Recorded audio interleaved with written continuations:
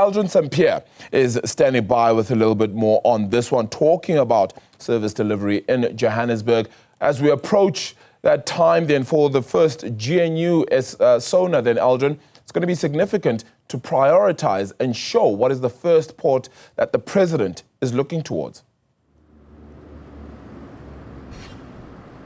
Yeah, and as we have been emphasizing, Arabile, by the way, good morning, as we have been saying that service delivery, local government will take center stage when the president delivers his State of the Nation address, considering also that the local government, fixing local government, water as well as electricity security is one of the key priorities that was set out by the ANC NEC. But we know that this time around it's a bit different. It's not only about what the ANC has to say, but you also have various other political parties that form part of the government of national unity, what their contributions are going to be to what we're going to hear later on this evening when the president delivers his State of the Nation address. And we know that that address is being delivered under the theme, a nation that works for all. But when we go to various cities and provinces like this, Gauteng as an example, province that contributes the highest amount in terms of GDP to the country's GDP, the question is this a province that works for all? Is the city that we are standing in, the city of Joburg,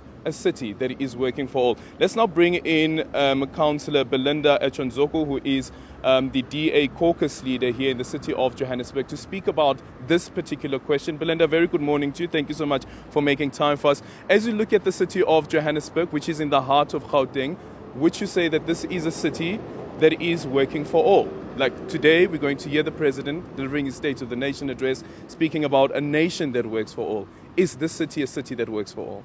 Good morning, Aldrin, and good morning to the viewers. Unfortunately, I have to disagree. It's not a city that works for all.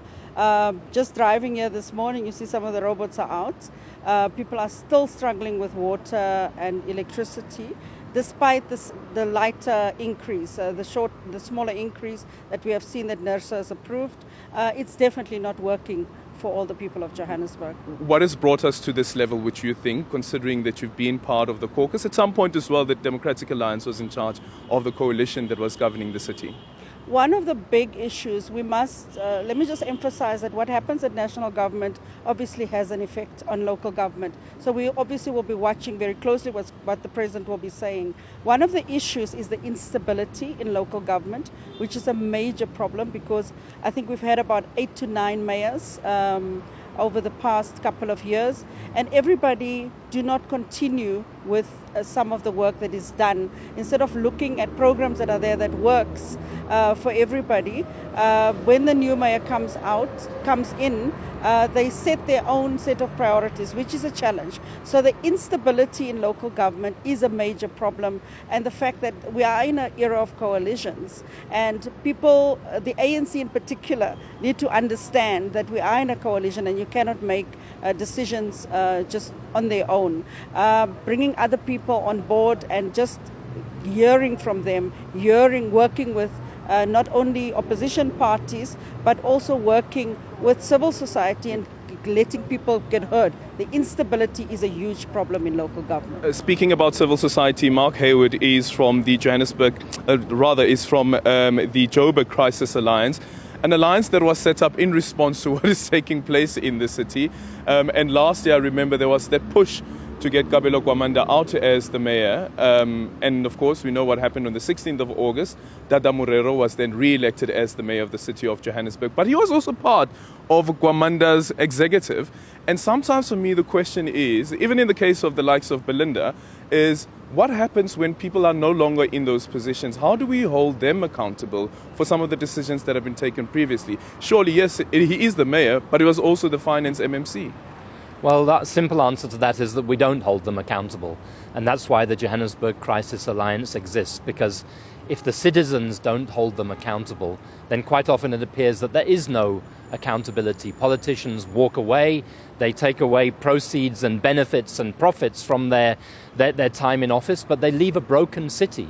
You know, you asked the question, is Johannesburg a city that works for all? Well, it doesn't work for all, but it doesn't work. That's the other problem. It's a broken city. It's a city that has been captured by corrupt politicians. We talk about state capture. The Johannesburg Crisis Alliance believes we have city capture. It's an economic hub that is failing not just the city, but is failing the nation, because things are broken. Just up the road from here, Aldrin, is the Johannesburg Metropolitan Centre, a very, very large building that should be the administrative centre. It's been abandoned by the city council. What do you do when a city abandons? It's abandoned documents in there, it's abandoned equipment in there. That's how bad Johannesburg has become. Yeah. Then to what extent can civil society, I don't know, in terms of cooperating with, for instance, the city council, or whether we speak of any other government institution, to say that these are the targets that we need to set for ourselves, or these are the targets that you've set for yourself, how do we make sure that we actually meet those targets? Well, I was just saying this to Belinda a few minutes ago, is that civil society is not an enemy of local government. Civil society should be seen as an ally of local government. Local government is elected. It has a responsibility to lead. It has a responsibility to be transparent. But a good local government would say to civic organizations in communities all over the city, how can we work together? How can you be our eyes and ears of delivery? What ideas do you have? How can you help us to protect the resources of the city against theft and against vandalism? That's what we'd like. We would like a city council where everybody works together, and not just where you're working with the governing party, but where you're working with the opposition, because what drives you is the best interest of the city and the people in the city. Yep. And, Belinda, in conclusion, the corruption question that was just raised now, we know the findings of the SIU, and some people have said that there should be lifestyle audits for people who work for the city of Johannesburg. Is that the answer? But how do we make sure that we don't get there? Like the preventative measures, so that we don't have to have an SIU that must come and investigate, because even then, that's money being spent that could have been spent somewhere else. We're very fortunate that we still have court judgments that are forcing accountability. And I'm going to talk about the Nelson Mandela Bay, I think it's a Eastern Cape judgment that talks to recovering money from of public officials. And one of the things that the DA has done is already we've started requesting lifestyle audits for politicians, officials that are working in senior management. We also wanted to ensure that there's skills audits being done to try and make sure that the right people for the right job is in the right job. One other thing that we are doing is that we have already reported some of these, and we take it to courts as well. So these are some of the accountability measures you can do, but also recovering the money. I'm sure you would remember the two court judgments that was done in the DA's favor with costs. What we had asked CoJ and national government is to investigate those decisions that are made by councillors where they got advice to not proceed or to not oppose illegal decisions, and where they have lost, where the city has lost, and you and I as residents are losing money, that money be recovered from the politicians who made those decisions. And I think that would go a long way in starting to hold people accountable for these kind of wrong decisions. Just quickly on that particular point, Mark, one of the relief that the Democratic Alliance was seeking in that court application against the resolution that was taken up by council on the extension of the personal private bodyguards of members of the MACO is that there should also be personal cost against the speaker, but the court found that actually not. The court is not going to hand down such an order. How then do we get to a point where, again, going back to this point that Belinda raises, hold politicians accountable for unconstitutional and unlawful decisions? Well, the best way to hold politicians accountable ultimately is to vote them out. And next year we have local government elections. And again, the Johannesburg Crisis Alliance is starting to prepare for that and starting to say, people, you must judge your councillors on A, B, C, D, E.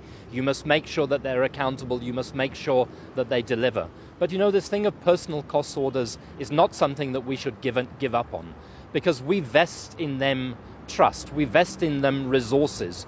Politicians should not be immune. You know, you talk about politicians and the blue lights that they have. I don't think Johannesburg City Council, even the mayor, should have blue lights, because we, the citizens, walk this city. We don't have blue lights. The people who run this city should live in this city, should face the same risks as everybody else in this city. And if you take high office and you betray that oath, you should be punished for it as well. Mark Heywood, thank you so much for your time. Mark Heywood is from the Joburg Crisis Alliance, as well as Councillor Belinda Echeozonjoku, who is the caucus leader for the Democratic Alliance in the Johannesburg Council. So very important, I think, Arabile, later on today is when the President delivers his State of the Nation address. For me, would be this question around civil society.